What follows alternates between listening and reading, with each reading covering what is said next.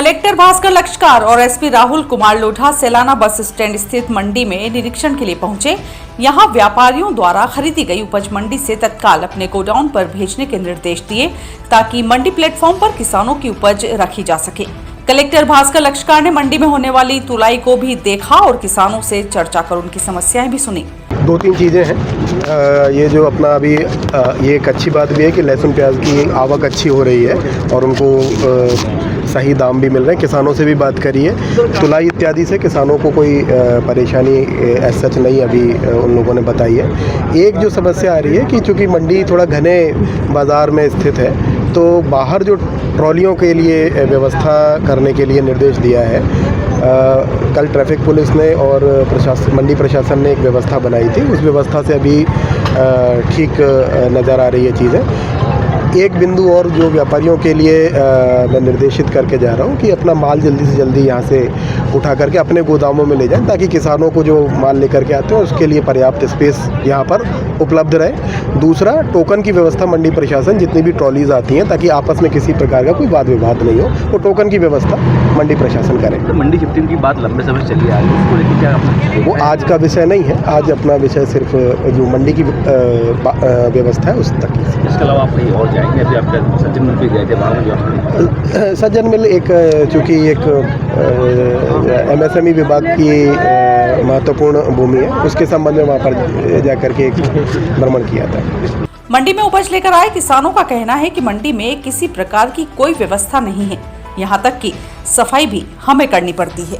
क्या समस्या आ रही है आपको? किसानों की एक तो मेन समस्या जो प्लेटफॉर्म बना रखे हैं मंडी प्रशासन ने, वहाँ पे एक तो किसानों को माल नहीं डल रहा, सब व्यापारियों का माल है, वहाँ बिल्कुल भी जगह नहीं है और मंडी में अव्यवस्था है।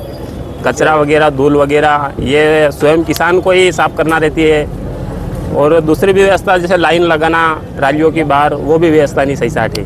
ट्रैफिक की समस्या ज़्यादा, ट्रैफिक की भी समस्या है। कितने यहाँ इंतजार करना पड़ रहा है आपको रात में ट्रॉली? हाँ, रात को लगभग 7-8 बजे अंदर लेते हैं, सुबह से गेट बंद है।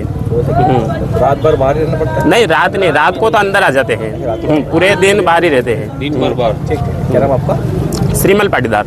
आए थे माल लेके, लाइन में हमारी गाड़ी खड़ी थी, एक वो रेस्टोरेंट वाले ने झापट मारी किसानों को, बोले मेरी दुकान के सामने से हटा, इसलिए मामला आज हुआ है। एसपी साहब और सब आए।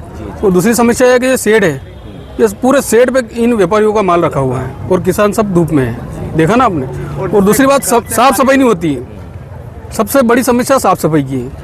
और दूसरी बात ये है कि पार्किंग की समस्या है। अभी आके बोला सर ने कि सबके वाहन हटाओ, भाई किसान माल लेके आया मंडी में तो वाहन कहाँ रखेगा, वो रोड पे जाके खड़ा करेगा। बहुत सारी समस्या है मतलब किसानों की।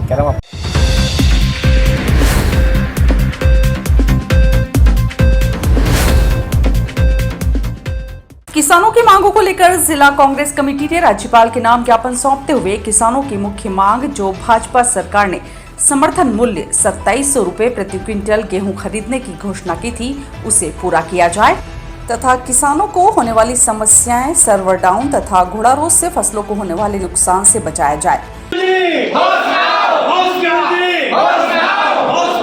मुख्यमंत्री की तानाशाही नहीं चलेगी, नहीं चलेगी, की तानाशाही नहीं चलेगी, नहीं चलेगी, टकराएगा, मिट्टी में मिल जाएगा, 2700 में गेहूं खरीदना पड़ेगा, जो वादा किया वो निभाना पड़ेगा, जो वादा किया वो निभाना पड़ेगा।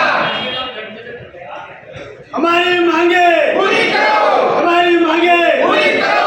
जय जोर, जय किसान, जय जोर, जय किसान। ज्ञापन देने पहुंचे किसान नेताओं ने अपनी मांगों को लेकर प्रशासन के आला अधिकारियों के पैर तक छू लिए। ज्ञापन भी पढ़ेंगे सर, लेकिन जो सरकार ने वादा किया हम आपके चरणों में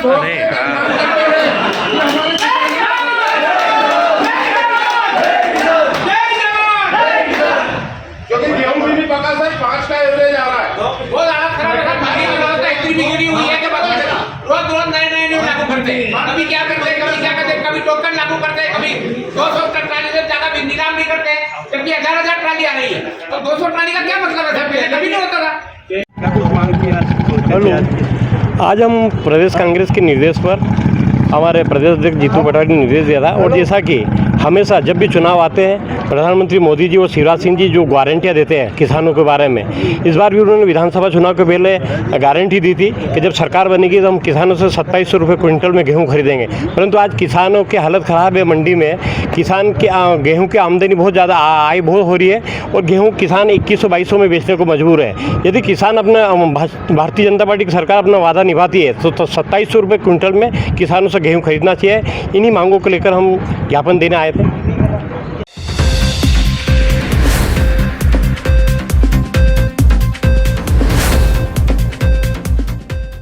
रतलाम में मारपीट के एक मामले में एफआईआर के करीब 1 घंटे बाद आरोपी की अचानक मौत हो गई, जिसके बाद परिजनों ने थाने में शव रखकर प्रदर्शन किया।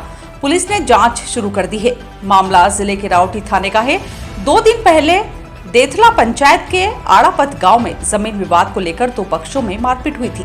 पुलिस ने एक पक्ष की कांतिबाई भाबर, बहादुर भाबर और लालचंद भाबर की शिकायत पर जीवन भाबर, उदय सिंह भाबर और मोहन भाबर समेत 7 से 8 लोगों के खिलाफ मारपीट का केस दर्ज किया था।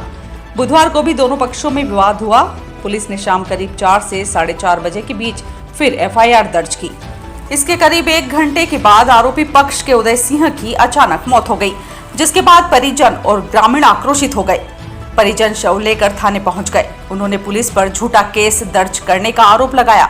सैलाना विधायक कमलेश्वर डोडियार भी मौके पर पहुंचे।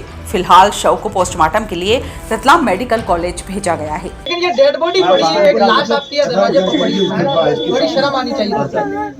दूसरा, जिन लोगों ने झूठा मुकदमा किया, बार-बार झूठा मुकदमा, यहाँ पे बार-बार लोग आ रहे हैं। ये डेड बॉडी आई तब भी, मैं तो इसके पहले आके बैठा हुआ था, बात करने इसी विषय बात करने आया था, लेकिन परिवार के लोग डेड बॉडी लेकर यहाँ आ गए, राइट। तब भी यहाँ पर जिन लोगों ने इसको मरने को मंजूर की तरह तनाव में डाल दिया था, चिंतित थे, वो लोग भी यहाँ पर बैठे थे। उनके साथ में हम लोग क्या चाय पानी क्या कर रहे थे आप लोग, राइट। सुनो, ये सब मीडिया वाले रिकॉर्ड कर, मैं जो बोल रहा हूँ सुनो, इतना भी परेशान मत करो। ये मीडिया सब नोट करना। मैं तुमको ये कह के जा रहा हूँ कि आरोपी लोग पुलिस थाने के अंदर में बैठे हुए हैं। उनको अगर आपने भगाने की कोशिश करी, बचाने की कोशिश करी, तो फिर आपके खिलाफ कार्रवाई होगी, कानून। साफ सुथरी बात है। अगर आपको पता नहीं चल पा रहा क्या करूं, आप वरिष्ठ अधिकारी को फोन करके पूछ सकते हैं। थाने पे कोई शव रखा है, क्या मामला था और आप क्या मांग है और अब आप क्या चाहते हैं? मुझे जानकारी मिली कि एक नौजवान व्यक्ति है, उसके खिलाफ झूठे मुकदमे, एक दिन में 2 बार झूठे मुकदमे हुए हैं और झूठे मुकदमे दर्ज करने के पहले भी पुलिस परेशान कर रही थी। ये जानकारी परिवार के लोगों ने मुझे कहा है और मुकदमा होने के बाद भी लगातार पुलिस गिरफ्तारी के लिए उससे उन्हें ढूंढ रही थी, पकड़ रही थी। मैंने जब यहाँ पर देखा, लोगों से बातचीत की, तो मुकदमा भी झूठा है और जो धाराएं लगाई सेक्शंस, वो भी सिर्फ ऐसे नॉर्मली है, लड़ाई झगड़ा बातचीत वाली, कोई गंभीर धारा नहीं थी। 302 या 307, 306 ऐसी कोई धारा भी नहीं थी। उसके बावजूद भी पुलिस लगातार इस प्रकार से परेशान कर रही थी, तो बड़ा गंभीर तो मामला है। क्या मामला है सर आपका? मैं यहाँ पर आया था थाना अधिकारी से बात करने के लिए कि इस मामले को गंभीरता से ले गए। मेरे आने के जस्ट बाद परिवार के जो लोग वो डेड बॉडी लेके थाने में आ गए हैं। मैं इनको समझा के जा रहा हूँ क्या कानून का पालन करना होगा, पोस्टमार्टम वगैरह करवाने की। क्या मांगे सर परिवार वालों की आपके माध्यम से? नहीं, यही मांग है कि जिन लोगों ने झूठा मुकदमा दर्ज करवाया, ऐसा तो हर कोई किसी के खिलाफ झूठा मुकदमा कर देगा, तो झूठा मुकदमा दर्ज करवाने वाले के खिलाफ भी एक्शन होना चाहिए। ये बात मैंने कहा। आपके द्वारा क्या निर्देश दिए गए थाना? दूसरा, थाना अधिकारी को मैंने तत्काल जांच करो इसके अंदर में और कार्रवाई करो इसमें। पुलिस वालों के खिलाफ भी कार्रवाई बनती है, बर्खास्तगी बनती है। अगर आप लोग इस प्रकार से लोगों को सताओगे, गिरफ्तारी करने के प्रयास करोगे, हर कोई इसमें तनाव में आ जाएगा। बहुत सारे लोग तो सुसाइड कर लेते हैं। अब ये दिल के दौरा पड़ने से मरे हैं ये नौजवान व्यक्ति, या फिर कुछ जहर मिला दिया पानी वानी में। देखो, बहुत सारे तरीके होते हैं मारने के भी, तो जांच का विषय है ये।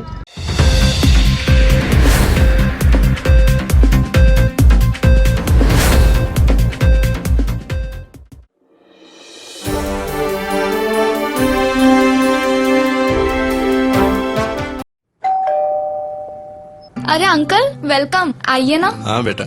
आइए भाई साहब, कैसे हैं? बस ठीक। बैठिए।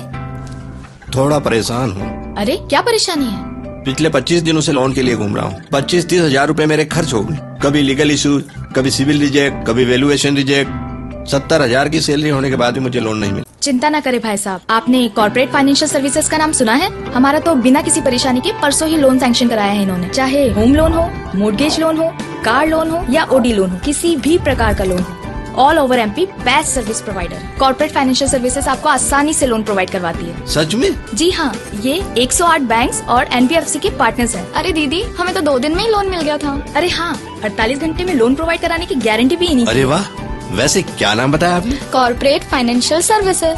चाहिए 5 लाख या 500 करोड़ का लोन, मिलेगा हर तरह का convenience at corporate financial services. अरे मैडम, आज मैं बहुत खुश हूँ। मेरा लोन तो 48 घंटे के पहले ही सैंक्शन हो गया क्या है। बात है, बधाई हो भाई साहब। अधिक जानकारी के लिए संपर्क करें। हमारा पता corporate financial services 21 Kothari market 232 Ratlam. Contact number 07412356268 6263791851।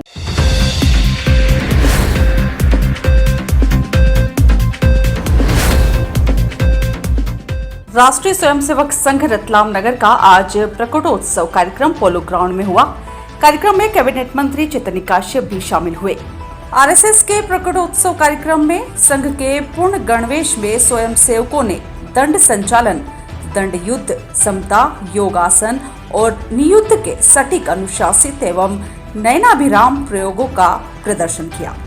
Draupadi Kannagi Gargi Meera Durgavati तथा लक्ष्मी रहल्या चन्नम्मा रुद्रमांबा सुविक्रमा निवेदिता शारदा च प्रणम्या मातृदेवताः। एक दो वाम दिगंतर वाम व्यूह, वाम व्यूह, पूरे गण का डायरेक्शन एक आज्ञा पर बदलना, एक दो चलते चलते दिशा परिवर्तन करना। एक दो तीन दो